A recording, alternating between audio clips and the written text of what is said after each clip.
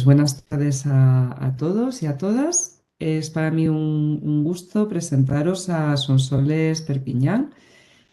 Sonsoles, bueno, pues hemos estado charlando un ratito antes de que os conectarais y ella es psicóloga y ha sido directora durante muchísimos años, tantos que no los vamos a decir, Sonsoles, del Sí, equipo mejor. de atención temprana de Ávila.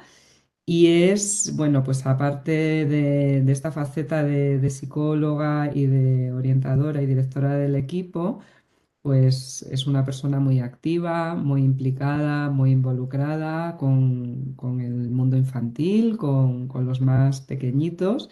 Y además, bueno, pues por lo poquito que he podido extraer, pues también muy partidaria de generar estrategias que fomenten la inclusión y la participación dentro de una escuela que esté construida para todos y para todas. Y bueno, esta tarde nos va a hablar de algo muy interesante, nos va a hablar de escuela, nos va a hablar de primeros momentos en la escuela y nos va a plantear qué es lo que hay y qué retos se nos avecinan. Entonces yo no quiero quitarte ni un solo momento, Sonsoles, te dejo la palabra. Sonsoles va a realizar su intervención y luego al final abriremos un turno de preguntas para que aprovechéis y podáis pues también disfrutar de esta experiencia tan amplia que ella tiene y que seguro que puede resolver muchas de vuestras dudas. Así que ya te cedo la palabra. Bueno, pues muchas gracias. En primer lugar, agradecer a la Fundación Orange esta oportunidad de este curso tan interesante, ¿no? De innovaciones en la detección, el diagnóstico y la atención temprana del autismo. A Gerardo y a Lupe también la invitación personal a participar y a vosotros los que me estáis escuchando. Vale, como somos poquitos, yo creo que a lo mejor si queréis intervenir en cualquier momento, sin ningún problema, también levantáis la mano y me interrumpís y yo creo que igual así lo podemos hacer bastante dinámico. Vale, entonces voy a compartir. Un minuto. Aquí. Vale, perfecto.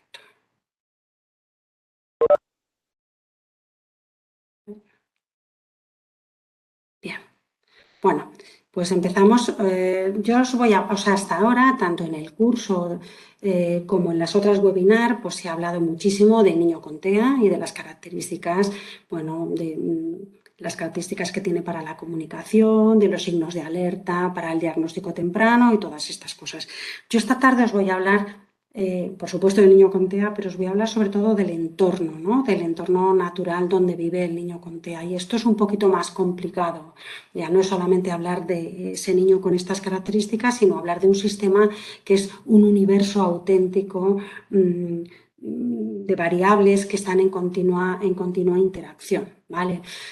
Entonces, bueno, en primer lugar, definir un poco lo que es la escuela infantil. La escuela infantil es un contexto natural, el segundo contexto natural más importante donde vive el niño, porque el primero es su familia. Y a mí me parece que la escuela infantil es un escenario privilegiado, ¿no? para el aprendizaje y para el desarrollo. Es un entorno muy rico en estímulos. El niño en la escuela infantil puede experimentar, puede probar. Además, hay una serie de rutinas estables que le ayudan a construir su desarrollo y su aprendizaje. Además, suele haber una planificación educativa que da respuesta a sus características concretas. O sea, por un lado, es un entorno muy rico en estímulos. Por otro lado, es un lugar donde se produce una interacción continua con otros niños. Y esto es una característica muy potente, ¿eh? Porque, claro, el niño con TEA se relaciona con otros niños en situaciones de igualdad. ¿Qué quiere decir esto?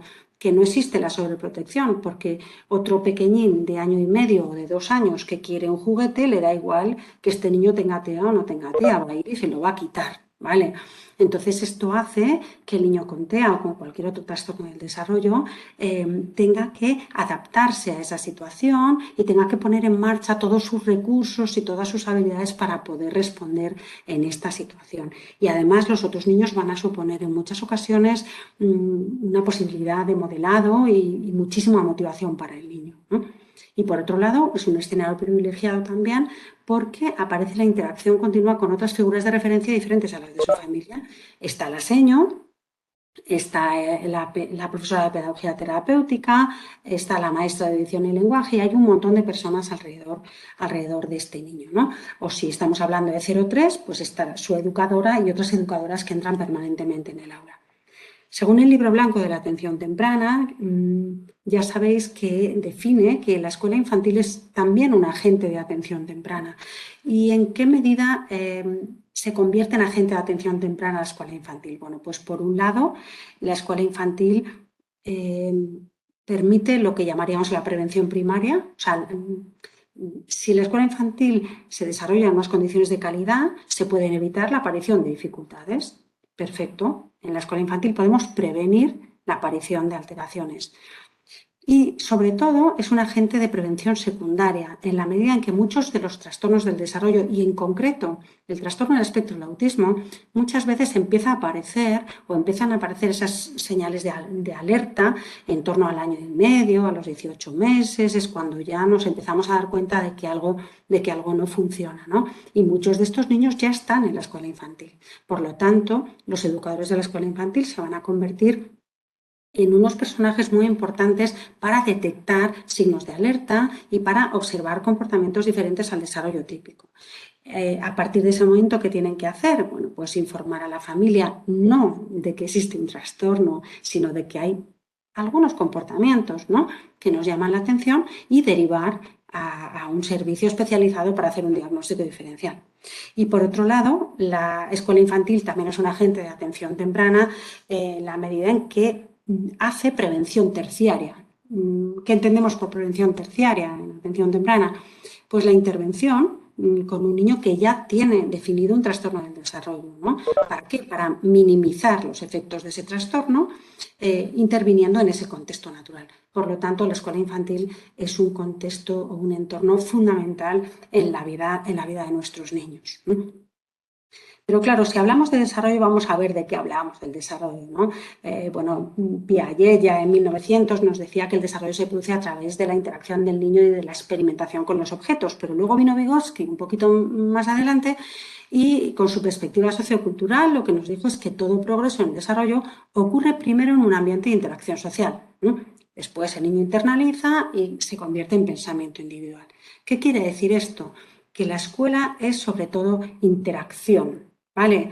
Y el desarrollo de nuestros niños se produce a través de la interacción. Otras teorías posteriores, tanto la teoría general de sistemas como el modelo ecológico, como el modelo transaccional, nos insisten muchísimo en el importantísimo papel de la interacción para el desarrollo de la infancia. Y también me gusta hablar un poquito del vínculo afectivo, ¿no? Las teorías del apego, tanto Ainsworth como Bowlby, nos dicen que el vínculo afectivo es el motor del desarrollo. ¿Y por qué digo esto? ¿No? Pues porque yo creo que la escuela infantil está llena de emociones, ¿no? Está llena de afectos, tanto positivos como negativos, como de todo tipo, ¿no? Es un enjambre de emociones y de interacciones entre el educador y cada uno de los niños, entre los niños entre sí, y bueno, pues esto va a servir de motor para el desarrollo de estos niños. Luego iremos viendo alguna cosita más en relación con esto. Yo he titulado la ponencia como Realidades y retos de la escuela infantil, ¿no? En relación con el niño con TEA. Vamos a ver un poquito cómo esta escuela es un contexto interactivo. Primero enumero lo que voy a decir y luego os lo voy contando, que además es un sistema muy complejo, que hay una serie de normativas y, por otro lado, posibilidades, y también ver un poquito cómo las características del autismo repercuten en la inclusión educativa de estos niños, ¿vale? Bueno, en primer lugar, si hablamos del contexto interactivo, ya hemos visto que la conducta del niño influye en las actitudes del adulto, pero las actitudes del adulto van a influir en la conducta del niño. ¿Qué significa? Que cada mañana, cuando llega el niño a la escuela infantil, cuando le recibe su educador, lo que hace el educador influye en la conducta del niño, pero lo que hace el niño influye en el educador. Y en todo esto hay un sustrato emocional de la relación muy potente. ¿Qué es lo que ocurre cuando el niño va a la escuela infantil, ¿no? Cuando el niño es muy pequeñito, en atención temprana, los profesionales de atención temprana, la familia, los profesionales de la escuela, estamos construyendo una historia de este niño. Y bueno, y hay un proverbio africano que dice que para educar al niño hace falta una tribu entera, ¿no? No basta solamente una persona ni dos personas, sino que son muchas personas. Os cuento esto porque para que luego podamos entender cuál es la realidad de la escuela, tenemos que entender que la escuela es un contexto interactivo con multiplicidad de relaciones y de relaciones en las cuales lo emocional siempre está, siempre está. Pero esta escuela además es una escuela muy compleja, es un sistema muy complejo en el que hay muchos subsistemas por debajo, ¿no? Existe una administración por encima de las escuelas, existe un equipo directivo diferente en cada escuela, un equipo docente, un equipo de profesionales diferente en cada escuela, un equipo de apoyo formado por el orientador, por el profesor de apoyo, por el maestro de atención y lenguaje, y luego está un aula. Cada una de estas realidades es un sistema en sí mismo y a la vez cada una de estas realidades interactúa con las otras realidades para ir complicando ese sistema. Además, ese sistema escuela se relaciona con sistemas externos, se relacionan cotidianamente con las familias y cuando hay un niño con un trastorno del espectro del autismo, pues con muchísima frecuencia también se relacionan con unidades de apoyo externo, o bien con los servicios de atención temprana o con entidades de autismo que trabajan con esos niños. Y esa escuela además está configurada por unos recursos, no son los mismos los recursos de esta escuela que los de la otra, ¿no? Por un planteamiento pedagógico que es diferente en cada escuela y por una cultura del centro. Esta es la situación que tenemos cuando un niño con TEA entra en una escuela infantil o en cualquier centro educativo. Y claro, en ese centro educativo hay unas personas, ¿no?, que se llaman educadores, que cuando les llega un niño o cuando en junio les dicen que en septiembre les va a llegar un niño con TEA, pues se pasan todo el verano angustiados, buscando información, preocupadísimos, muy ansiosos, ¿qué voy a hacer? ¿Qué voy a hacer? ¿Voy a poder? ¿No voy a poder? ¿Cómo lo voy a hacer? ¿No? Todas las personas llevamos una mochila por la vida llena de pensamientos y de ideas sobre distintas realidades, ¿no? Lo que pensamos sobre la familia, sobre la educación, sobre el autismo, ¿no? Si la mayoría de nuestros pensamientos que llevamos en la mochila son amenazadores, ¿no?, pues anticipamos dificultades o problemas. Si somos capaces que nuestros educadores llenen su mochila de pensamientos esperanzadores, ¿no?, pues entonces esa realidad se puede convertir en una ilusión o en un reto profesional. Y esa ansiedad inicial o ese miedo inicial que tienen en el mes de junio y que pasan durante todo el verano, se puede transformar o se puede convertir en energía para buscar alternativas, para informarse, para preguntar o para prepararse. Porque claro, cuando llega un niño a la escuela infantil, su educador puede ser que no sepa nada sobre autismo, y tiene que darle una respuesta, y además una respuesta de calidad. Hay un trabajo de Arranz en el 2002 que confirma que las representaciones mentales que el profesorado posee acerca de sus alumnos condicionan sus actitudes e incluso sus estilos docentes. Y a mí me parece esto muy importante porque cuando hablamos de la inclusión educativa de un niño con trastorno del espectro del autismo, tenemos que comprender que hay una serie de adultos allí que tienen ideas, que tienen pensamientos, que tienen representaciones mentales sobre lo que es el autismo, sobre cómo hay que trabajar con el niño con autismo, sobre cómo va a influir ese niño en el resto de los niños, cómo va a influir en otras cosas, ¿no? Por lo tanto, cuando hablamos del entorno, tenemos que hablar de los constructos, de las atribuciones, de los pensamientos que tienen los adultos que forman ese entorno y solamente ayudando a los adultos a construir bien su sistema de ideas vamos a poder plantear alternativas para dar una respuesta correcta a nuestros niños. Bueno, por otro lado, hay normativas, evidentemente hay normativas internacionales, normativas nacionales y normativas autonómicas que ya nos llevan en la dirección de la inclusión educativa, ¿no? Y además hay un cambio de paradigma social, o sea, las asociaciones, las familias, los medios de comunicación nos impulsan hacia la inclusión, ¿no? Y además es que esa inclusión es un derecho ético que tienen nuestros niños, a ir al mismo colegio que sus hermanos o ir al mismo colegio que sus vecinos, ¿vale? pero una cosa son las normas, ¿no? Una cosa es el cambio de paradigma y otra cosa es cómo adaptamos cada una de esas realidades tan complejas que hemos definido antes, cómo la vamos a adaptar para dar una respuesta correcta y coherente al niño concreto que nos ha llegado, ¿no? Voy a enumerar una serie de dificultades de la escuela para dar una respuesta inclusiva. Un poco por analizar la realidad, ¿no? Es verdad que nuestras aulas tienen ratios elevadas, que a veces limitan la posibilidad de atender a la diversidad, que a veces no tenemos recursos suficientes o no los distribuimos adecuadamente, que también puede ocurrir. Nuestro profesorado no siempre está preparado, y menos aún en técnicas específicas de intervención para niños con autismo.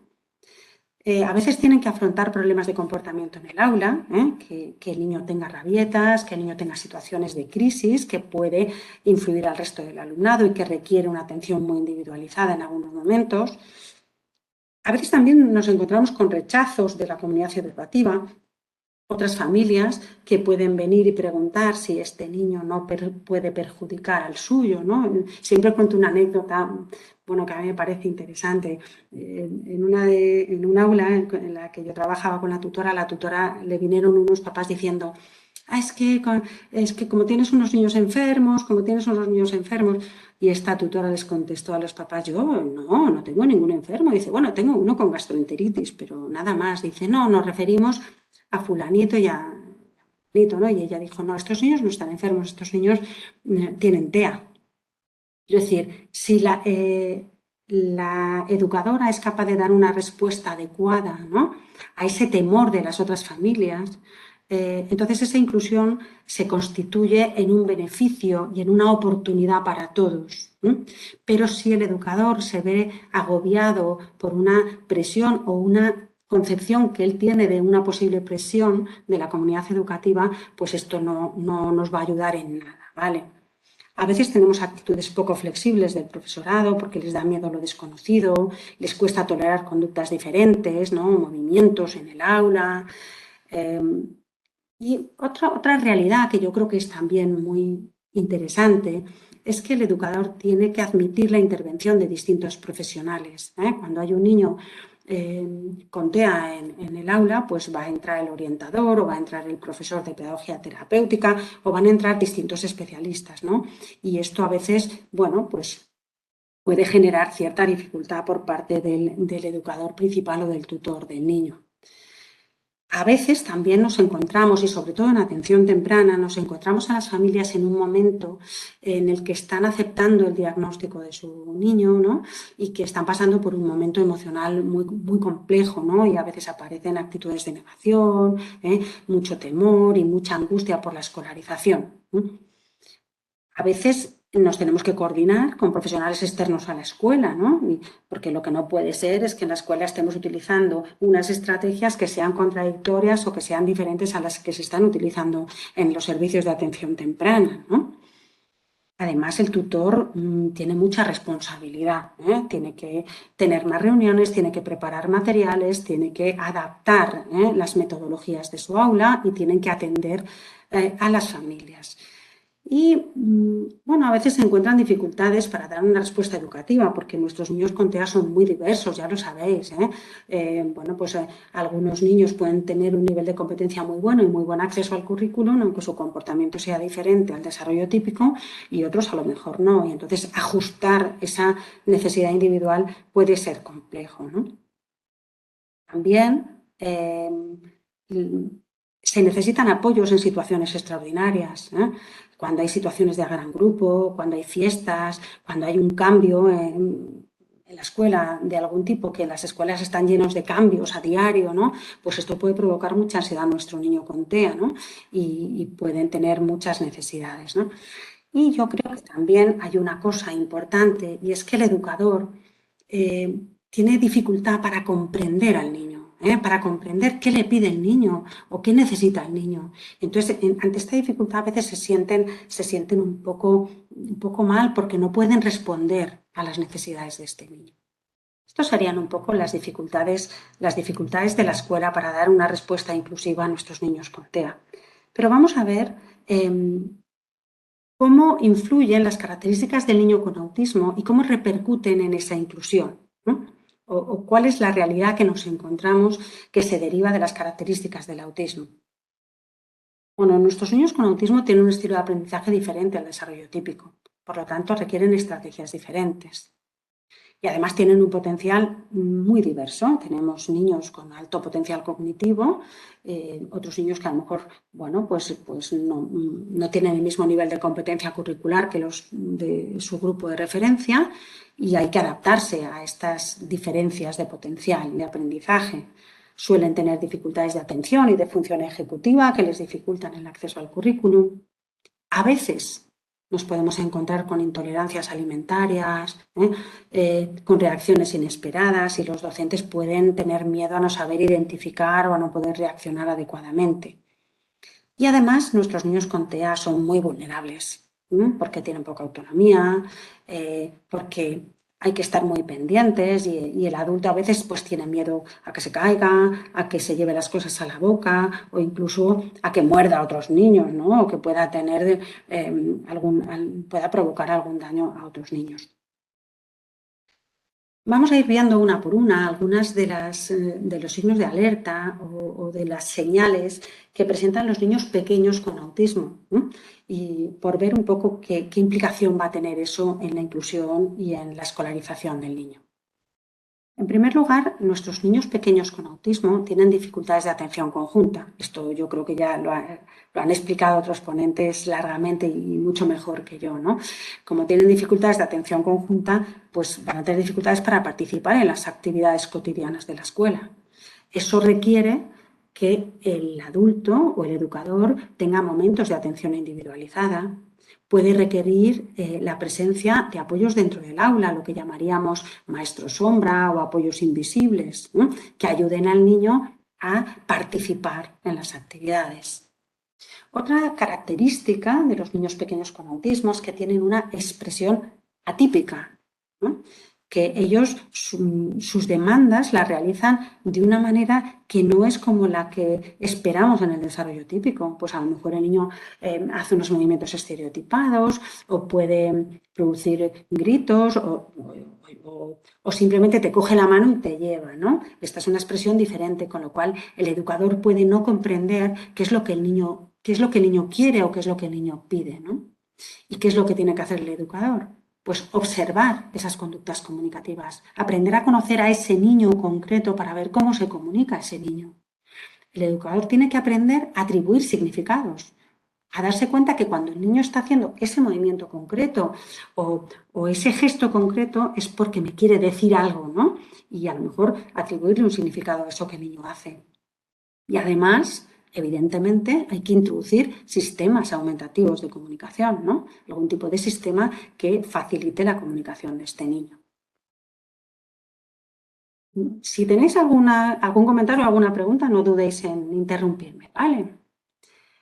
Otra característica de los niños pequeños con autismo es la hipersensibilidad sensorial, ¿no?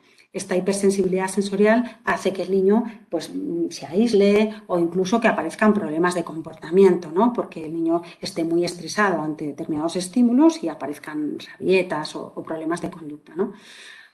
¿Qué implica para la escuela? Pues implica que en la escuela tenemos que conocer cuál es el perfil sensorial de este niño, qué es lo que a este niño le molesta, ¿eh? O qué es lo que a este niño le puede irritar de una forma especial. ¿Para qué? Para analizar el contexto que tenemos y poderlo adaptar. No puede ser que si el timbre del recreo al niño le saca de quicio, sigamos utilizando el mismo timbre del recreo, ¿vale? Pues a lo mejor tenemos que modificar aquello o anticipar que eso se va a producir, ¿no? Bueno, luego hablaremos un poquito de esto. Y a lo mejor tenemos también que buscar dietas sensoriales para estos niños que les ayuden a autorregularse en ese tipo de situaciones. El niño pequeño con autismo además también tiene muchas dificultades para comprender el contexto y esto les puede producir rabietas, ¿no? ¿A qué nos llevaría? A que en la escuela infantil tenemos que estructurar, ¿eh? Tenemos que organizar los espacios, etiquetarlos, tenemos que utilizar sistemas de anticipación, sistemas visuales, horarios o sistemas de trabajo. Además, el niño pequeño con TEA puede ser muy inflexible. Pueden aparecer estereotipias, patrones repetitivos de acción con los mismos objetos. Tenemos que tolerar tolerar algunas conductas atípicas. Y si mi niño con TEA necesita levantarse y dar 3 vueltas alrededor de la mesa antes de ponerse a hacer una tarea, o mi niño con TEA necesita tocar, yo qué sé, un objeto, ¿no? En un momento determinado, a lo mejor el tutor tiene que ser consciente de esa necesidad, y tolerar algunas conductas. Pero por otro lado, también se pueden tomar medidas para evitar el uso ritualizado de algunos objetos. Otra característica de nuestros pequeñines con TEA es la ausencia de imitación o el retraso en el acceso a la imitación, ¿vale? Y claro, en educación infantil la imitación es una de las estrategias básicas para el aprendizaje. Yo aquí pues no voy a hacer un desarrollo del Denver, ¿no? Porque me imagino que María ya os contó muchísimas cosas en la otra webinar, ¿no? Pero a mí me parece que Sally Rogers hace un análisis extraordinario sobre cuáles son los pasos anteriores a la imitación, ¿no? Que es de convertirnos en compañeros de juego, ¿no? Siguiendo el interés del niño, atrayendo su atención. Después pasamos a las rutinas de actividad conjunta y por último pasamos a la imitación, ¿no? Entonces yo creo que los profesionales de la escuela conozcamos cuáles son esos pasos anteriores a la imitación, nos va a permitir interactuar un poquito más con el niño, ¿no? Bueno, pues todo lo que son juegos por turnos, ¿no? O potenciar la generalización. Además, nuestros niños pequeños con TEA pues tienen dificultades de intersubjetividad, ¿no? No comprenden bien las intenciones o los deseos de otras personas, ¿no? Y esto puede dar lugar pues, a conductas disruptivas, ¿eh? Y si mi niño está en el patio jugando con un cochecito y llega otro niño y se lo quita, pues a lo mejor le muerde o le pega, ¿no?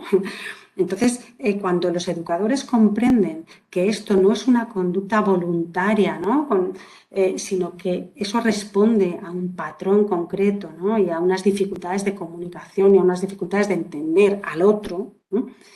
Pues entonces los adultos del sistema educativo pueden sensibilizar y preparar a sus iguales para interactuar de una forma más funcional con nuestro niño con TEA. Yo os cuento un ejemplo que también para mí fue muy llamativo, ¿no? Nosotros teníamos un niño con TEA en el aula y en el aula la verdad es que tenía un funcionamiento bastante majete con los demás niños, ¿no? Pero cuando salía al patio tenía unos problemas de comportamiento tremendos, ¿no? Y que al final hicimos un análisis y nos dimos cuenta que la tutora había hecho un trabajo magnífico con el resto de los niños. Y el resto de los niños de su clase sabían cómo relacionarse con este niño, ¿no? Y de esa manera se evitaban muchos conflictos, mientras que cuando salía al patio, los niños de las otras clases no tenían esas mismas pautas de interacción con este niño, ¿no? Bueno, pues yo creo que desde la escuela hay que sensibilizar y preparar a los otros niños y a los iguales para interactuar con nuestro niño con TEA. Y además tenemos que planificar la respuesta ante situaciones de crisis, saber qué vamos a hacer cuando hay una fiesta, qué vamos a hacer cuando viene alguien nuevo al aula, que este niño se va a poner nervioso, ¿no? Y además hay que enseñar habilidades sociales, ¿no? Podemos utilizar historias sociales muy sencillitas, a lo mejor. Otra característica es la ausencia de simbolización, ¿no? O el retardo en la aparición de las conductas simbólicas en los niños con autismo, ¿no? Que nos llevan a pensar, bueno, que igual podemos seguir esquemas de juego, o seguir los intereses de nuestro niño con TEA. Y una cosa que estresa mucho en el entorno educativo es el desfase de nuestros niños con TEA en la adquisición de hábitos de autonomía personal. Muchas veces nuestros niños con TEA tienen dificultades con la alimentación y muchas veces tienen un retraso, por ejemplo, en la adquisición del control de esfínteres. Incluso rechazo al orinal o al váter, ¿no? Y esto pues genera muchas dificultades, ¿no? Y hay que parar, analizar y buscar cómo ayudar a este niño utilizando la anticipación para que el niño pueda ir adquiriendo esos hábitos de autonomía personal pues de la mejor manera posible, pero sin una exigencia exagerada por parte del adulto de que el niño tenga ya adquiridos hábitos que no puede tener precisamente por su trastorno del espectro del autismo, ¿no? Y hay que tener muy claro que nuestros niños con TEA son aprendices visuales, ¿eh? Entonces, cuando la escuela tiene claro que nuestros niños con TEA son aprendices visuales, pues entonces se hará consciente de que tiene que emplear materiales que amplifiquen la vía visual, y que tendrán que utilizar pictogramas, señales, una serie de cosas. Y otra característica muy importante de los niños con autismo es que sí se vinculan con sus figuras de referencia. Y esto lo digo así porque creo que es muy importante que todos tengamos claro que nuestros niños con TEA, claro que establecen vínculos afectivos. Y esos vínculos afectivos son importantísimos para ellos y se vinculan muchísimo con la figura de referencia. Por lo tanto, los educadores de la escuela tienen que aprender a detectar las señales comunicativas de este niño, a interpretarlas correctamente y a responder de forma contingente, porque estas tres condiciones son las que van a permitir el establecimiento de los vínculos afectivos. Y además tienen que servir de referente y mostrar afecto al niño. Bueno, estas son, y también tener muy claro, por supuesto, que el niño con TEA aprende a través del juego, porque el niño con TEA es fundamentalmente un niño que tiene una condición, que es el trastorno del espectro de autismo, pero sobre todo es un niño y por encima de todo es un niño. Y lo que tenemos que hacer es aprovechar sus puntos fuertes y sus intereses. Todas estas características del niño con autismo nos llevan a que el entorno educativo tiene que hacer una serie de cambios cuando entra un niño con TEA en la escuela infantil, ¿vale? Y tiene que hacer cambios a nivel de centro. Luego hablaremos de algunos de ellos, ¿no? Y tiene que hacer cambios a nivel de aula. Y sobre todo, tiene que facilitar y fomentar la coordinación entre la familia y la escuela. Bueno, un poco hasta aquí es lo que yo quería hablaros sobre las realidades, ¿no? Las realidades de la escolarización de un niño con TEA. A partir de ahora voy a hablar un poquito de los retos, si os parece. ¿Cuáles son los retos que nos pueden ayudar a caminar hacia la inclusión? En primer lugar, voy a hablar un poquito del concepto de inclusión y luego os voy a proponer hacer una serie de propuestas de actuación en la escuela que puedan ayudarnos a que el niño con TEA se incluya en el aula, ¿vale? Bueno, definir la inclusión es una cosa muy complicada, ¿no? Pero parece ser que hay 3 P's muy importantes, que son la presencia, la participación y el progreso, que son las claves que definen o que deberían de definir la inclusión, ¿no? La presencia es estar en el aula con los otros niños, compartir con los otros niños las actividades, los espacios, las personas, los materiales. Esa es la presencia, ¿no? La participación consistiría en que los adultos de la escuela tienen que analizar de qué manera este niño con TEA puede participar en las actividades propuestas, ¿no? Cómo tenemos que adaptar los materiales, cómo tenemos que adaptar la presentación de los materiales, cómo tenemos que adaptar las estrategias del aula para que mi niño con TEA pueda participar realmente en las actividades del aula. Y la última P, que a mí me parece muy importante comprenderla, se refiere al progreso, ¿no? Porque a veces cuando hablamos de inclusión pensamos que es que el niño con necesidades educativas especiales o con TEA tiene que alcanzar los mismos objetivos que los demás. Y yo creo que esto hay que revisarlo, ¿no? Yo creo que hay que comprender que lo importante es que mi niño con TEA tenga progreso respecto a sí mismo en un momento anterior. No tiene que alcanzar exactamente los mismos objetivos que sus compañeros de aula, pero sí tiene que avanzar, sí tiene que progresar en su desarrollo.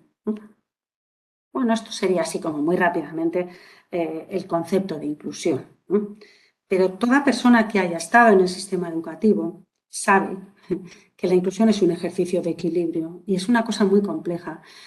Bueno, yo he leído en algún sitio, ¿no?, que la inclusión es el camino, ¿no? Bueno, el camino en el cual nos tenemos que situar y tenemos que caminar en una dirección. No sé si lo lograremos o no lo lograremos, pero tenemos que luchar activamente para conseguirlo. ¿Cuáles son las propuestas que yo hago desde esta pequeña aportación que os hago en esta webinar?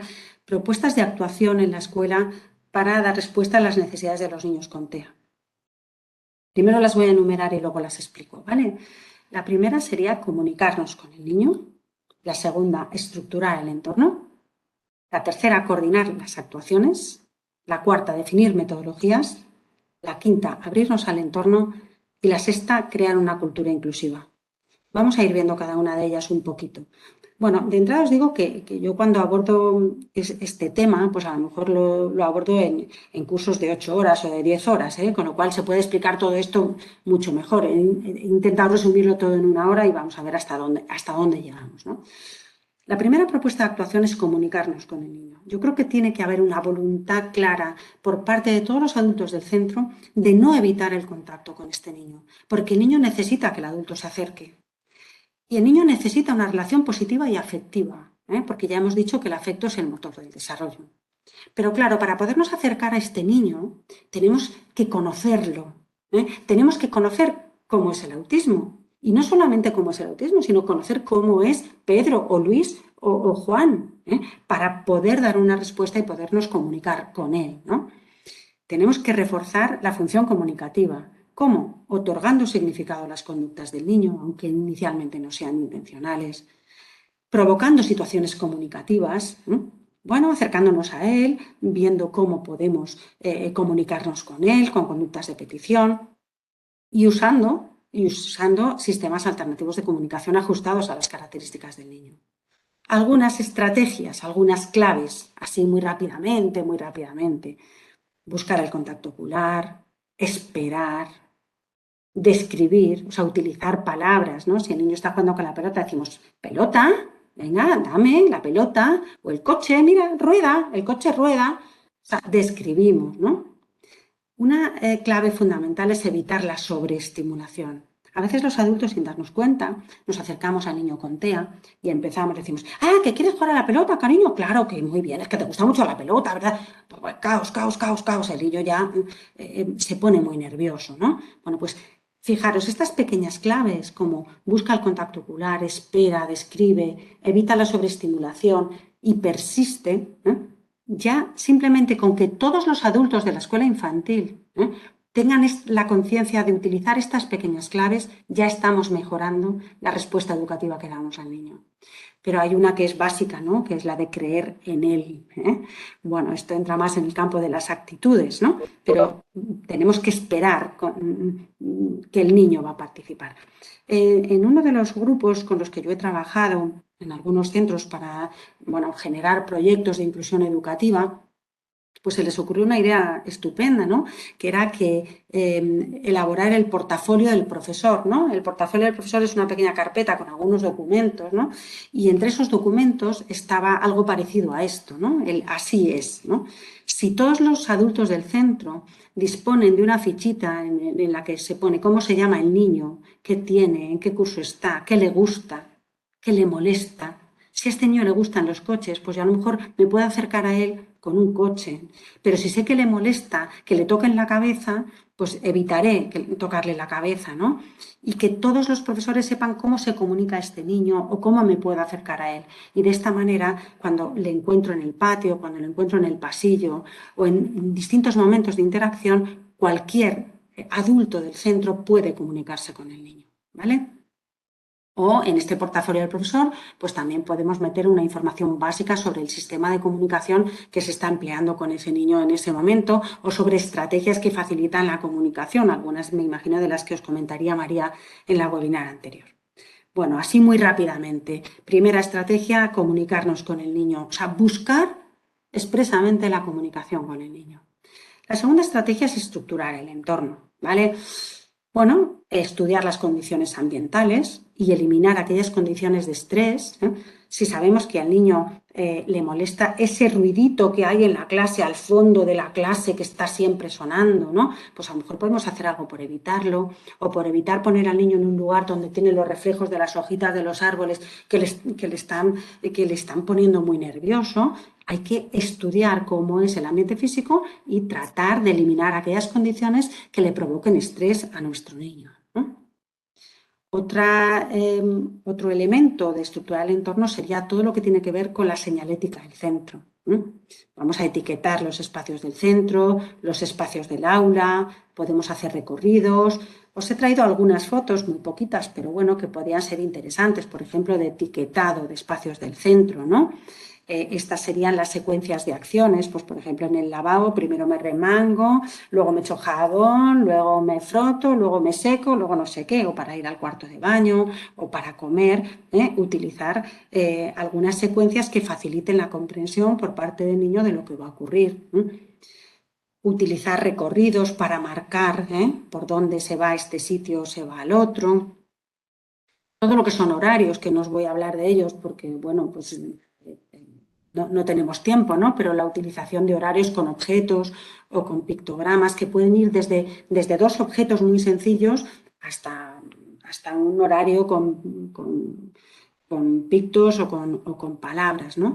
Nosotros utilizamos una estrategia que nos ha funcionado muy bien, que, bueno, igual es muy sencilla, pero nos ha funcionado, que son los llaveros de pictos que llamamos, ¿no? Y es que algunas órdenes simples y muy frecuentes de la escuela, como que vamos al baño o vamos al recreo, o espera, ¿no? Pues los tienen todos los educadores en un llaverito y los utilizan. Y la verdad es que es alucinante porque a veces los otros niños de la clase le cogen el llavero a la tutora y le enseñan al niño con TEA, pues yo qué sé, vamos al patio o vamos al baño o vamos a la fila, por ejemplo, ¿no? Bueno, es una estrategia muy sencilla, pero que facilita la comprensión para el niño con TEA y evita pues, muchas conductas disruptivas o algunas dificultades de funcionamiento. Seguimos con la estructuración del entorno. Otra clave de estructurar el entorno es estructurar el espacio, la distribución del aula por rincones o ubicar al niño con TEA en un lugar etiquetado y claro que le evite el estrés y que sepa y que se sienta seguro. Podemos crear espacios, un espacio de descanso, un espacio de trabajo individual, distintos espacios en los cuales el niño comprenda lo que tiene que trabajar, bueno, pues un poco siguiendo metodología Teach, ¿vale? Y la elaboración de materiales. Bueno, pues yo os he traído aquí algunas fotos, ¿no? Por ejemplo, esta cajonera nosotros la hemos utilizado como sistema de trabajo con un niño en infantil, en el cual en cada uno de los cajones pues el niño tiene una tarea y eso está codificado con una imagen de los animales. No voy a hablar de sistemas de trabajo, pero un poco porque veáis que este tipo de cosas son sencillas de utilizar en el aula y que facilitan muchísimo la comprensión de las tareas en el niño, ¿no? O, por ejemplo, este disco que aparece ahí lo hemos utilizado como material para trabajar todo lo sensorial. Lo utilizábamos en la asamblea para que uno de nuestros niños con TEA en este disco, bueno, pues estaba moviendo, sentadito moviéndose así, ¿no? Y eso le regulaba muchísimo, le ayudaba a autorregularse, ¿no? O la utilización de cuadernos de imágenes o sistemas tipo PECS o materiales de estimulación sensorial o materiales manipulativos diferentes, ¿no? Bueno, así muy rápido estructurar el entorno, ¿vale? La tercera propuesta, y a mí me parece que importantísima, se refiere a coordinar actuaciones, ¿no? A veces el tutor está muy solo en ese caos de sistema complejo que os he comentado antes, ¿no? Y el tutor solo es muy vulnerable, ¿no? El tutor puede si tiene un respaldo y si tiene un apoyo, ¿no? Y lo que está claro es que la escuela es un sumatorio de buenas voluntades, pero esas buenas voluntades tienen que coordinarse, porque si no, la buena voluntad de uno puede entrar en conflicto con la buena voluntad de otro. En este sentido, coordinar actuaciones es fundamental. Somos muchos profesionales en la escuela y de distintos perfiles, y nos tenemos que coordinar sí o sí. Una de las claves para mí, desde mi experiencia del trabajo con niños con TEA en la escuela es la coordinación de las actitudes de los profesionales, ¿vale? ¿En qué lo basaríamos? Pues por un lado tenemos que tener programas de intervención comunes y útiles, ¿no? Bueno, pueden ser adaptaciones curriculares, ¿vale? O programas de atención temprana o programas de intervención, lo que sea, pero por favor comunes. O sea, lo que no puede ser es que el fisioterapeuta tenga un programa, el especialista en lenguaje tenga otro programa, el tutor tenga otro programa y el otro tenga otro diferente, porque esto no sirve absolutamente para nada y lo único que hace es complicar las cosas, ¿no? Y además es imprescindible que nos reunamos todas las personas que trabajamos con este niño de una forma sistemática, de una forma frecuente y de una forma planificada para ir viendo los logros, para ir integrando los cambios, para distribuir las responsabilidades y para reforzar nuestra propia competencia. Seguimientos sistemáticos, programas comunes y programas útiles. No unos objetivos muy rimbombantes y muy complejos, no, objetivos muy operativos y muy concretitos que podamos ir evaluando. Y desde mi punto de vista, es muy importante que haya un liderazgo eficiente, que garantice la eficacia y refuerce el trabajo en equipo de todos estos profesionales. Otra propuesta de actuación se refiere a las metodologías. Claro, tener un niño con TEA en el aula exige cambios metodológicos, ¿vale? Y esos cambios metodológicos tenemos que ponerlos en común. ¿Cómo lo vamos a hacer? ¿Qué vamos a hacer? Para que podamos asumirlos todos. Algunas propuestas metodológicas que no voy a describir, los apoyos dentro, o sea, son fundamentales para que realmente podamos caminar hacia la inclusión, para que ese niño pueda comprender lo que está ocurriendo en el aula, pueda interactuar con los otros niños. Ese apoyo dentro va a ser fundamental para generalizar los aprendizajes, los talleres de aprendizaje, en los cuales pues, se definan algunas estrategias concretas o algunas áreas concretas para trabajar con 4 o 5 niños o con 2 o 3 niños concretos. La actuación en situaciones de crisis. Yo creo que la escuela infantil tiene que tener muy definido qué va a ocurrir si nuestro niño con TEA entra en una situación de crisis. ¿Quién va a atender al niño? ¿Cómo se va a atender a ese niño? Y la prioridad de que la persona que tiene que atender a ese niño tiene que dejar todo lo que esté haciendo en ese momento para atender a ese niño. Y para que eso se produzca, el resto de los profesionales del centro tienen que estar de acuerdo. ¿Vale? Entonces, esto es una decisión de centro, no es una decisión de aula. Igual que la organización de talleres o los apoyos dentro. Todo lo que tiene que ver con el aprendizaje cooperativo. Trabajar con metodologías cooperativas va a ser muy interesante para dar respuesta a las necesidades de nuestros niños. Los programas de autonomía de los que he hablado antes. ¿Cómo vamos a lograr que nuestro niño se adapte al comedor? ¿Cómo vamos a lograr que nuestro niño se ponga el abrigo y se quite el abrigo? O vaya al cuarto de baño, o etcétera, etcétera. Y además estos programas de autonomía, y todo lo tenemos que hacer en coordinación con la familia. Por ejemplo, todo lo que es la metodología de experiencias de aprendizaje, o el aprendizaje basado en proyectos, o el aprendizaje experiencial de COL, puede ser una metodología de aula muy adecuada y muy eficaz para lograr o para caminar hacia la inclusión. La puesta en marcha de recreos inclusivos, que son medidas concretas y específicas para que nuestros niños con TEA estén atendidos en los recreos y puedan disfrutar del juego con los otros niños, y para que los otros niños puedan disfrutar la oportunidad de aprender a jugar con nuestro niño con TEA y puedan disfrutar la oportunidad de hacerse solidarios y responsables, Y todas las metodologías basadas en el diseño universal del aprendizaje, que tampoco os voy a contar ahora, pero que estarían en la base de las metodologías de aula para facilitar la inclusión. La quinta propuesta que yo hago para trabajar con los niños con TEA en la escuela infantil es abrirnos al entorno. Bueno, si habéis seguido el curso de innovaciones en la detección, el diagnóstico y la atención temprana del autismo, pues hay un módulo que yo os hablo del trabajo con las familias en atención temprana.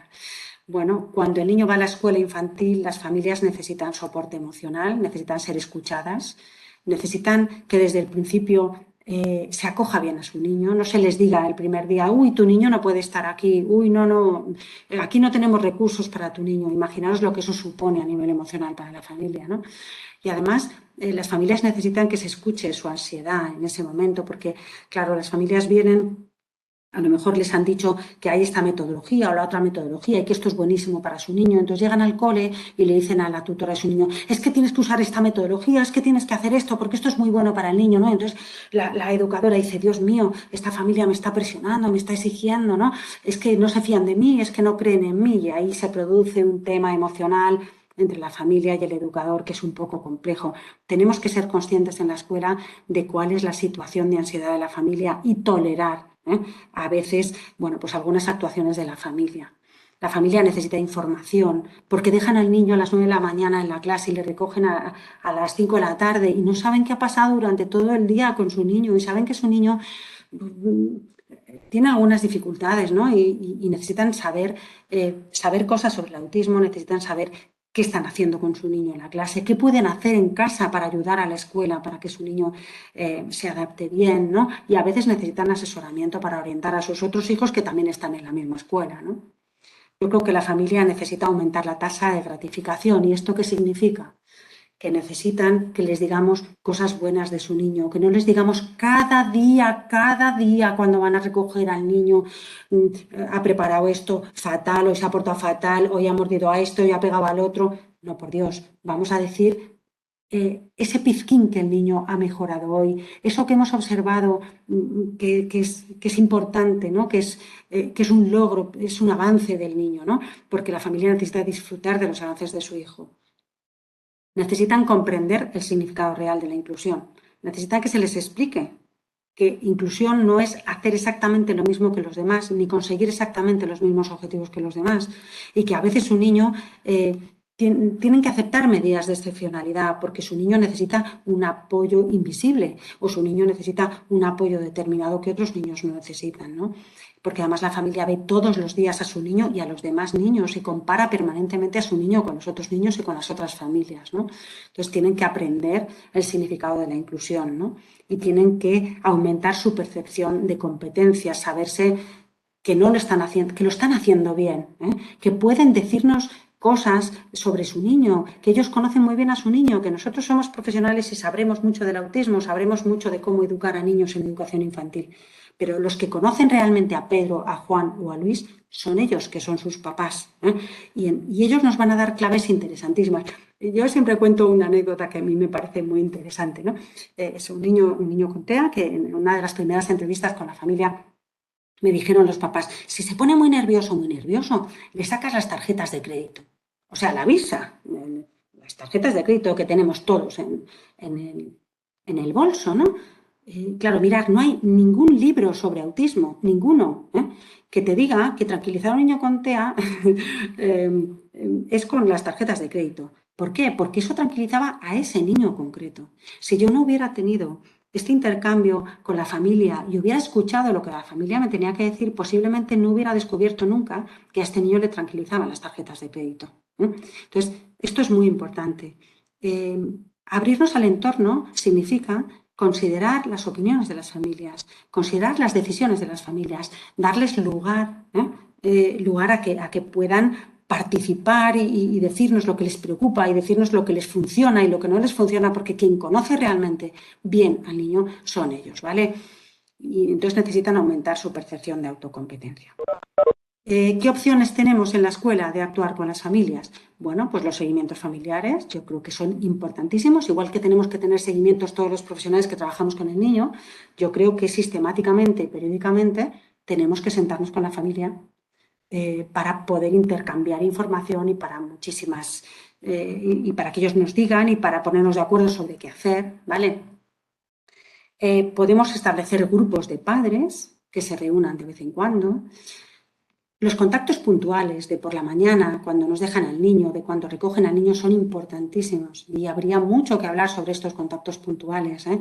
Son esos momentos en los cuales vamos a dar información puntual a las familias sobre lo que el niño ha hecho o lo que no ha hecho y podemos transmitir logros y avances o podemos transmitir desesperación en esos contactos puntuales. Entonces, analizar cómo vamos a hacer esos contactos puntuales con la familia va a ser muy importante. También les podemos invitar a que vengan al aula. Nosotros hemos experimentado con eso muchas veces y después de que un papá se ha pasado la mañana entera en el aula, se ha ido del cole diciendo, Dios mío, qué maestras más magníficas tiene mi hijo, ¿no? Porque ha visto que no es lo mismo tener al niño en casa que tener al niño con otros 25, ¿vale? Porque no es lo mismo atender a un niño con TEA de una forma individual, en un gabinete, en una asociación, ¿no? O en un servicio de atención temprana donde estás solo con un niño, a atender a ese mismo niño con TEA en un aula donde hay 25 y donde las interacciones son múltiples y diversas, ¿no? Entonces, eso pues requiere otras estrategias diferentes. Y también, por ejemplo, buscar sistemas de comunicación fluida con la familia, en las cuales la familia nos pueda decir cómo está el niño, qué ven ellos o qué no ven ellos, y podamos nosotros también intercambiar información con la familia. Y por último, hemos hablado de comunicarnos con el niño, estructurar el entorno, coordinar actuaciones, definir metodologías, abrirnos al entorno. Y yo pondría todo esto, todo esto es muy importante, ¿no? Pero para mí casi la clave de que podamos avanzar en el camino hacia la inclusión es crear una cultura inclusiva de centro, ¿no? Crear una cultura inclusiva significa construir en el centro educativo una forma de mirar, pero no solamente una forma de mirar a la diversidad o a la atención a la diversidad o al trastorno del espectro de autismo, sino una forma de mirar la educación, una forma de concebir la educación. De tal manera que la diversidad es una oportunidad, por supuesto, para el niño con trastorno del espectro del autismo, pero también es una oportunidad para el resto de los niños, para construir niños que sean capaces de respetar a los demás, de ser solidarios, de educar su empatía, ¿no? Porque yo estoy firmemente convencida de que la diversidad enriquece, pero enriquece cuando los adultos que formamos la escuela nos lo creemos, ¿no? Y yo creo que hay que romper con la cultura del marrón. A ver, os explico lo que es esto de lo que yo llamo la cultura del marrón. Esa cultura del marrón es la de que cuando llegas a un centro y dices, ¿qué tal? Y dices, ¡guau, fatal! No tenemos recursos, no podemos, es que este niño no puede ser, es que esto destroza al niño, destroza a la familia y nos destroza a los profesionales, ¿no? Entonces, bueno, pues una estrategia para crear cultura de inclusión es romper con la cultura del marrón, ¿no? Y cuando llegas a un centro, yo como orientadora que me ha tocado, bueno, pues pasear por muchísimos y muchísimos centros, y cuando llegaba a un centro y solamente me contaban las pegas y las cosas terribles, bueno, pues yo intentaba poner el énfasis en ese pequeño pizquino, ese pequeño aspecto positivo que intentaba transformar un poquito esa realidad, ¿no? Y transformar la cultura del marrón por la cultura del compromiso, ¿no?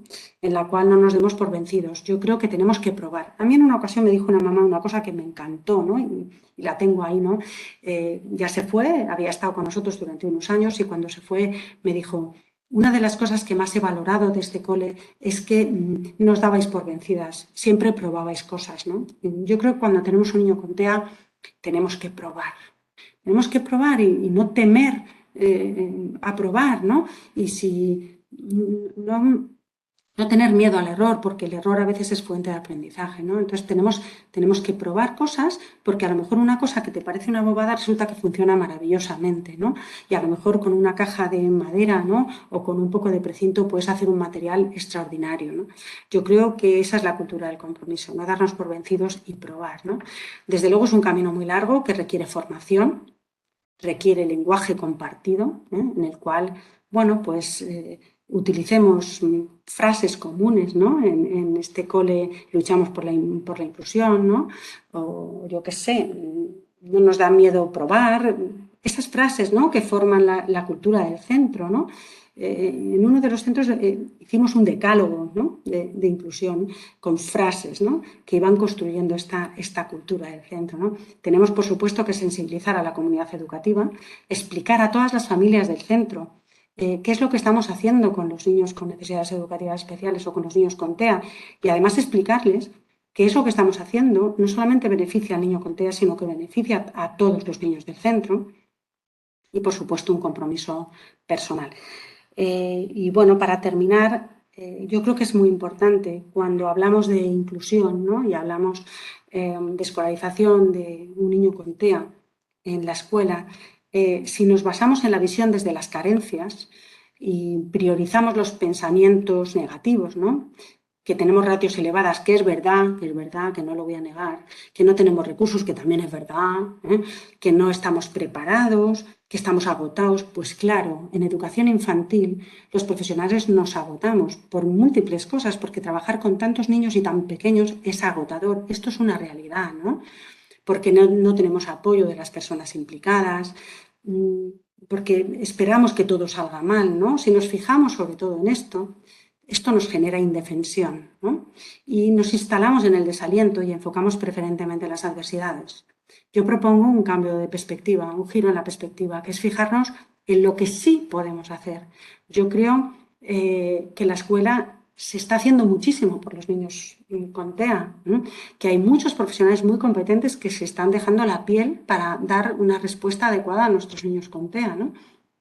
Y entonces lo que tenemos que hacer es fijarnos en esos aspectos positivos, que es verdad que tendríamos que transformar a lo mejor en un 90% nuestra escuela, pues es verdad, pero si hemos conseguido transformar un 10% o un 20%, eso ya nos va a dotar de competencia, ¿no? Por supuesto, sin renunciar al cambio y a la innovación. Y bueno, pues yo creo que con estas propuestas que os he hecho de una forma así como muy general, ¿no? Pero ahí quedan para la reflexión de distintos equipos docentes o equipos de atención temprana. Pues yo encontré una vez una frase de Nelson Mandela que dice que todo parece imposible hasta que se hace. Y bueno, pues hasta aquí. Sí que me ha dicho Lupe que muchos de vosotros sois profesionales de atención temprana. A veces la visión desde los servicios de atención temprana de la escuela es muy distinta, ¿no? Una de las cosas que a mí me parecen muy importantes es ayudar a las familias en ese tránsito que hacen desde los servicios de atención temprana hasta la escuela, ¿no? Para que vayan seguros.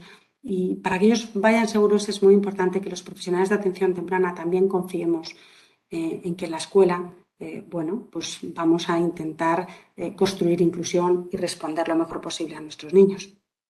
Bueno, yo creo que hasta aquí me he pasado 5 minutos, pero todavía nos queda un tiempito para... Ha estado perfecto, no te preocupes que hemos empezado un poquito más tarde. La idea de Sonsoles era dejar ahora este ratito hasta las 8 un poco de debate, no solo de solución de dudas, sino también de, bueno, pues de exposición un poco, ¿no? De experiencias, opiniones. Y así que yo, pues para romper el hielo voy a empezar yo, Sonsoles, si te Oye, un parece. minuto, Lupe, perdona, ¿cómo quito el compartir pantalla? En la parte superior tienes que tener un botón que ponga dejar de compartir. A ver, espérate. Detener. Antes lo has hecho. Sí, pero ahora no sé cómo se hace. Detener. Puedes Ahí, dejar. eso. Venga, sí, perfecto. Venga, gracias, Lupe, empieza. Genial. Sí, yo quería recoger un poco una parte que has comentado que me parece muy importante, ¿no? Cuando decías eso de romper con la cultura del marrón.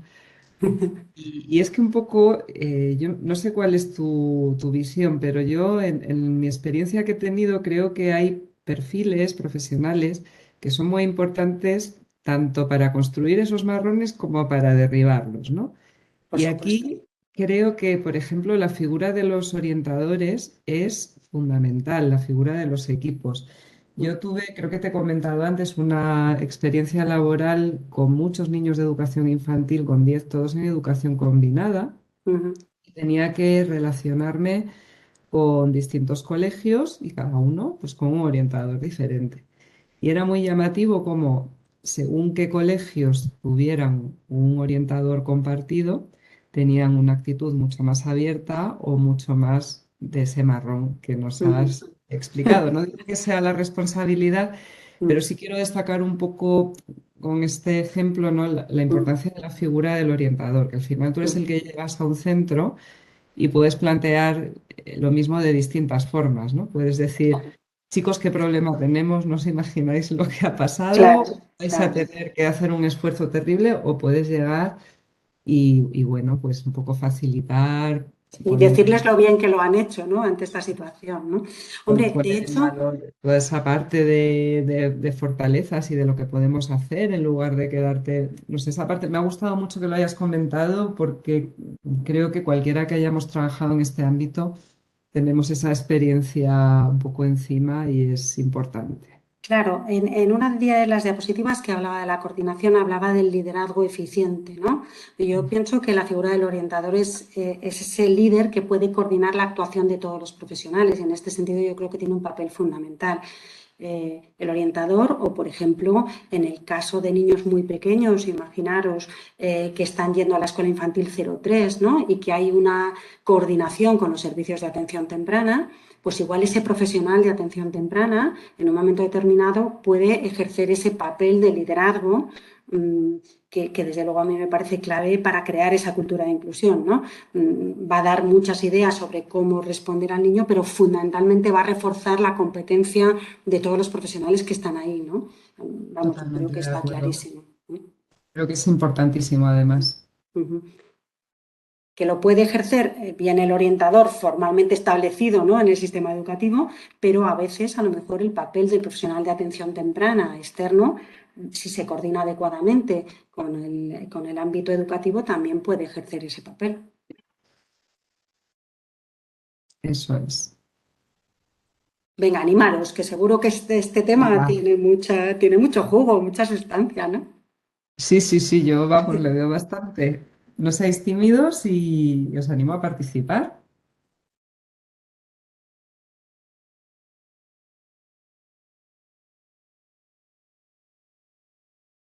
No sé si tenéis alguna pregunta, alguna aclaración que queráis pedir o compartir alguna experiencia positiva, negativa, alguna reflexión.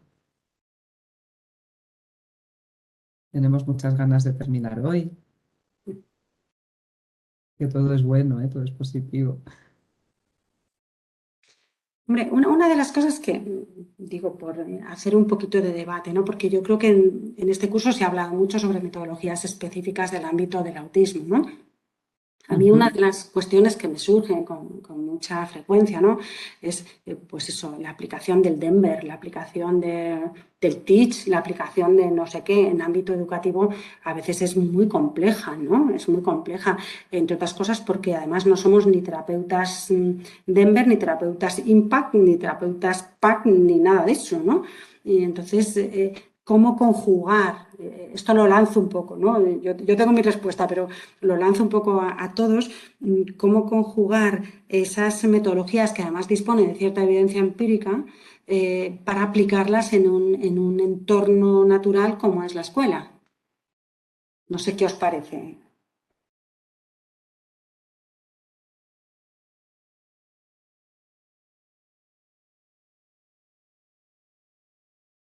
Estamos muy tímidos.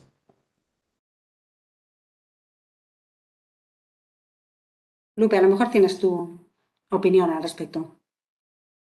Bueno, más que opinión al respecto, estaba intentando evocar otra cosa que has dicho que me ha parecido fundamental porque he visto que empatizabas bastante con el profesional Ujú, educativo, que creo que es también un factor muy importante porque a veces parece o tenemos esta vivencia de que estás ahí, pero tu trabajo no se reconoce, no se valora o tu opinión no se tiene en cuenta, ¿no? Es también yo una sensación que he recogido de muchos compañeros a lo largo del tiempo, en especial cuando hay diferencias con la familia.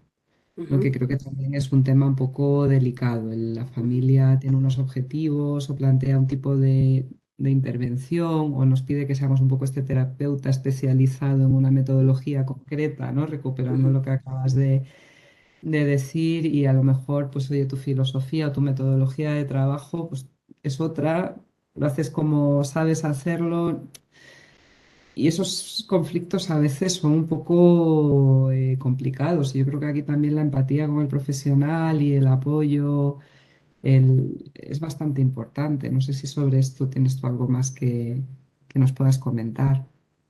Bueno, yo creo que es clave la empatía con el profesional. O sea, lo que está claro es que los educadores de la escuela son como las familias, ¿vale?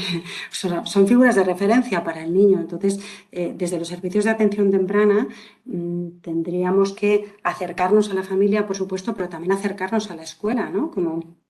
Como esas segundas figuras de referencia para el niño y ayudar a esas figuras de referencia para que puedan establecer bien esa interacción con nuestros niños con TEA, ¿no?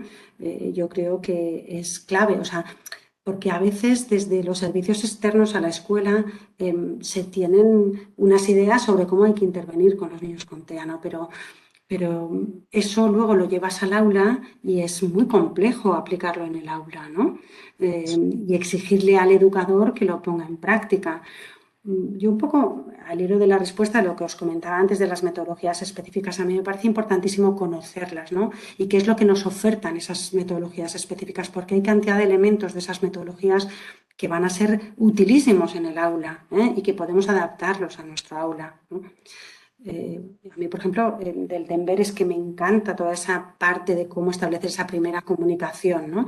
Yo creo que si el educador conoce, cómo se establecen esas primeras pautas comunicativas con el niño y sobre todo en 0-3, no solamente le va a ayudar para el niño con TEA, es que le va a ayudar para todos los niños de su grupo, ¿no?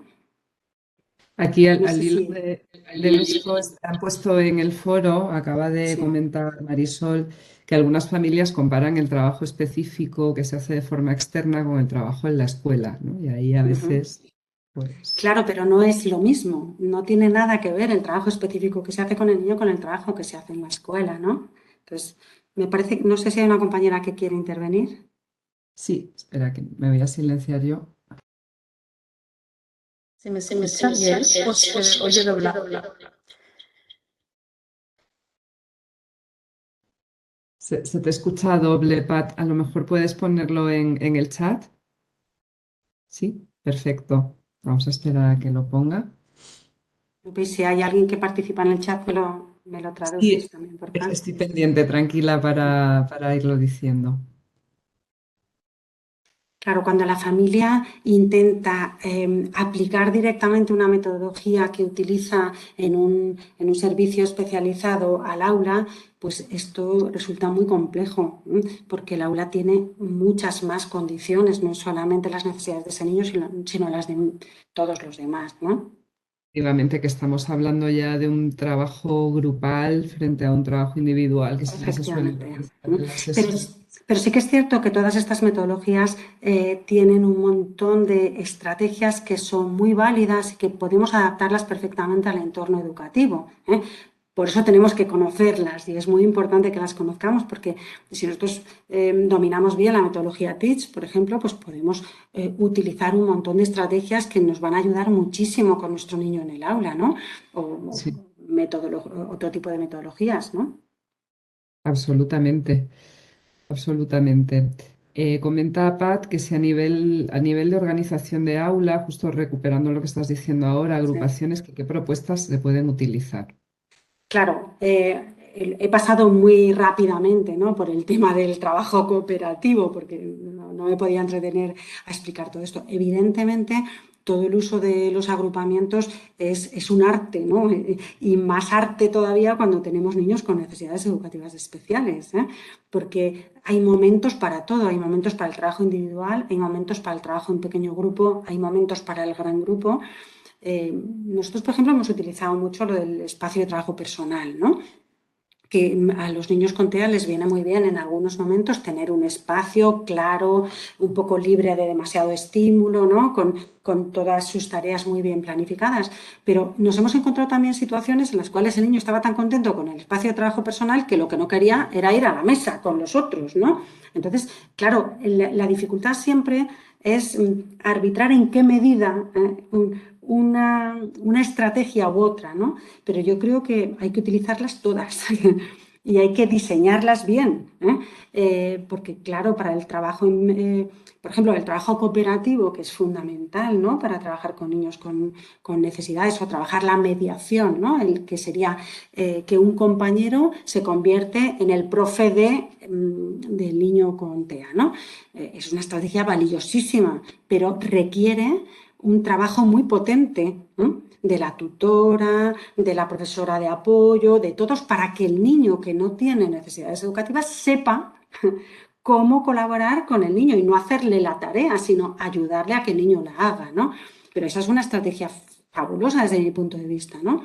Que podemos empezar con que el apoyo invisible, ¿no? Entra dentro y trabaja con el niño, ese apoyo invisible sirve de modelo a los otros niños, incluso tutoriza a los otros niños para que esos otros niños se conviertan en un determinado momento del día en tutores, mediadores o profesores de nuestro niño con TEA, ¿no? Pero eso tiene que estar muy bien regulado. Es decir, si todos los demás niños en un momento determinado van a ser, nosotros lo llamamos el amigo de, ¿no? El amigo de Pedro, el amigo de Luis, ¿no? Esto es fantástico. Primero hay que enseñar a los otros niños cómo ser el amigo de, y luego hay que reforzar a los otros niños por ser el amigo de. Y además hay que informar a las familias de todos los niños de que estamos utilizando esta estrategia y que esta estrategia es válida para el amigo de, no solamente para el niño con TEA, ¿no? Claro, cualquier iniciativa de estas de las que estamos hablando, cualquier propuesta metodológica, implica un cambio a nivel de centro, un cambio a nivel de aula, una planificación, una previsión, una elaboración de materiales. Esto es complejo. O sea, hablar de trabajo cooperativo es muy bonito, pero trabajar mediante aprendizaje cooperativo en un aula, o sea, requiere una práctica por parte de los niños, ¿vale? Muy grande y una decisión potente por parte del profesorado para modificar su metodología, ¿no? ¿Qué ocurre? Que muchos profesores no están acostumbrados, y entonces tú les hablas de trabajo cooperativo y se echan a temblar. Acordados de la diapositiva del parapente, ¿no? O sea, miedo, miedo, miedo, pensamientos irracionales. Cuando lo prueban, dicen, Dios mío, esto es la panacea universal, es magnífico, ¿no? Pero para que lleguen a eso, tienen que probarlo y tienen que demostrarse que eso funciona, ¿no? Yo quizá defiendo mucho al profesorado, ¿no? Pero es que creo que hay que defenderlo porque ese profesorado es el que convive cada hora del día durante 5 horas con el niño. Entonces, la actitud de ese profesorado, sus pensamientos, sus emociones, son lo que va a dar lugar a que ese niño realmente se incluya y a que ese niño realmente progrese. Por eso es importante la metodología, claro que sí, es importante el teach, el Embed, todo lo que queráis, pero lo que es realmente importante es que ese profesor se sienta seguro con ese niño. Porque si se siente seguro con ese niño, le va a hablar, se va a acercar a él, va a creer en él y va a probar. Y todo eso va a hacer posible que entonces introduzca las metodologías. Pero si ese profesor está atacado, no va a probar nada. Y entonces ese niño se va a sentir mal. No sé si estáis de acuerdo con esto. Totalmente de acuerdo. De hecho, bueno, Pat dice que es complejo, pero los resultados son muy buenos. Y yo estoy de acuerdo, además que creo que Muchísimo, tiene sí. que haber mucha gente que tenga esa actitud de defender al profesorado, de ponerse de su parte y de apoyarle, porque es la única forma de conseguir una implicación real, unas ganas de innovar también en la escuela, que es muy importante, el ir incorporando metodologías nuevas, cambios que se producen, nuevas investigaciones. Y creo que también hay que animar mucho a las buenas prácticas y a compartirlas y así pues vamos a construir una escuela que es la que a todos nos Estupenda. gustaría tener. Así De, que de nada. todas formas, a mí me gustaría como eh, respaldar mucho el papel de la escuela, ¿vale? Porque cuando hablamos de atención temprana siempre hablamos de familia. O sea, atención temprana viene vinculado con el concepto de familia, pero no siempre hablamos de escuela. Y es que, o sea, el 100%, prácticamente el 100% de los niños de 3 a 6 años en nuestro país está escolarizado, ¿vale? Y de 0 a 3 años, o sea, el año que viene empieza la escolarización de 2 a 3 en centros ordinarios, ¿vale? Y de 0 a 2 tenemos un porcentaje de niños elevadísimo que está escolarizado. Por lo tanto, no podemos hablar de atención temprana sin hablar de escuela. O sea, yo esto es mi pelea, ¿no? Llevo toda la vida, además he participado en foros a nivel nacional de atención temprana, ¿no? Y es verdad que claro, que están todo lo que son los servicios de atención temprana, ¿no? Pero igual que atendemos a la familia, tenemos que atender a la escuela, porque es la realidad natural donde el niño vive. Y me Fíjate, parece... eso me lleva un poco a otra pregunta, Sonsoles, y está ya desde el desconocimiento, no desde la opinión, y es un poco saber qué recursos tienen los profesionales de escuelas infantiles en esta etapa de 0 a 3. O sea, porque no sé por qué tengo la sensación de que hay grandes carencias, ¿verdad? En esta línea, porque está un poco fuera de todo y es un Sí. momento fundamental. Hay algunas comunidades autónomas que si, por ejemplo, hay un niño con un trastorno del desarrollo importante, sí que le ponen una persona de apoyo en 0,3. Por ejemplo, en Navarra, en la comunidad de Navarra, sí que cuando un niño se escolariza a 0,3 con grandes necesidades educativas especiales, en ese aula hay dos educadores técnicos superiores de educación infantil. Y uno de ellos, pues se puede convertir eso en maestro de apoyo o maestro sombra, ¿vale? Pero no está generalizado. En la mayoría de las comunidades autónomas, pues tenemos niños de 0 a 3 años con TEA o con otros trastornos del desarrollo y apenas tienen apoyos, ¿eh? O sea, porque claro, de 3 a 6 sí que tenemos profesores de pedagogía terapéutica, maestros de audición y lenguaje, equipos de orientación, pero en 0-3 no disponemos de esos recursos especializados. Entonces, una de las cosas que a lo mejor sí que hay que hacer una reflexión potente, ¿no? Es que estos niños que están en servicios de atención temprana, estos servicios de atención temprana pueden de alguna manera convertirse, ¿no?, en orientadores del sistema educativo o de apoyo al sistema educativo, ¿no?, desde modelos centrados en el entorno, ¿no? Pues a lo mejor acudir a las escuelas infantiles, ¿no?, para hacer sus intervenciones o por lo menos tener una coordinación sistemática y fluida con los profesionales de la escuela infantil 03, ¿no? Sí, y además entiendo que también estos profesionales necesitan de una formación específica de la que probablemente carecen mucho más que el profesorado de Claro. etapas ya superiores. Claro. Por ejemplo, en el tema de la detección, que lo empecé diciendo en la primera diapositiva, ¿no? O sea, cada vez, bueno, ya lo sabemos, ¿no?, que cada vez está aumentando muchísimo la prevalencia del autismo y muchos educadores están detectando muchos signos de alerta, ¿eh?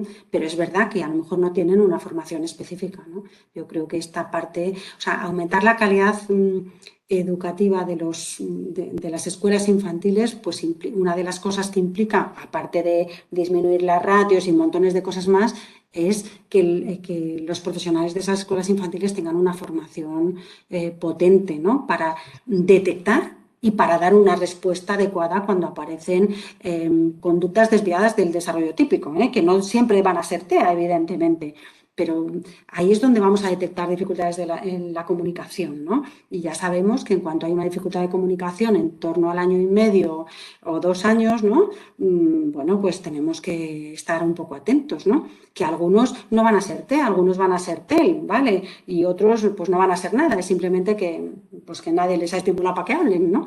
Pero en esa franja de edad es donde vamos a detectar muchísimas dificultades y es muy importante detectarlas pronto y detectarlas bien, ¿eh?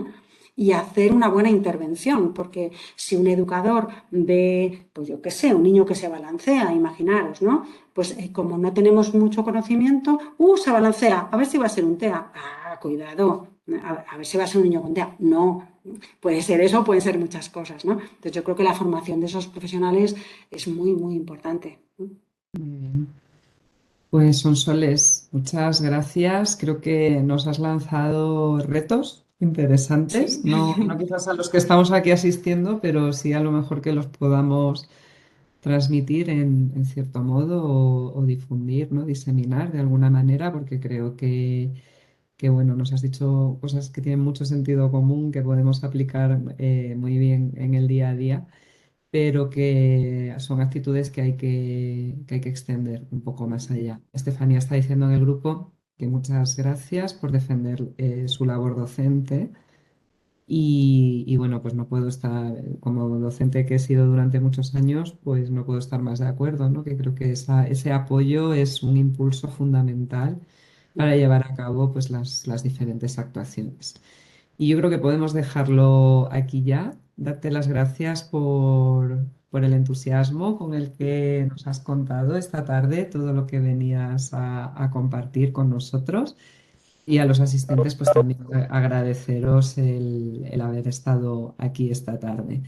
Zoraida dice que excelente, que una sensibilidad y claridad justa, que muchas gracias, muy interesante. Y bueno, Bueno, gracias a eh, todos. Colgaremos el webinar y dejo que se despida Sonsoles. bueno, simplemente transmitiros que yo creo profundamente en la escuela, creo en la inclusión. Es un camino largo, muy difícil, pero creo que se pueden hacer muchas cosas y que, bueno, pues que ahí estamos luchando por alcanzarlo, ¿no? Yo creo que nuestros niños con TEA tienen el derecho, ¿no?, a estar en la misma escuela que sus hermanos y el derecho a que se les atienda de la mejor manera posible y, bueno, pues a trabajar todos ahí, ¿vale? Muchas gracias por estar conmigo esta tarde, ¿vale? Sonsoles, muchas gracias. Gracias. Adiós. Hasta luego.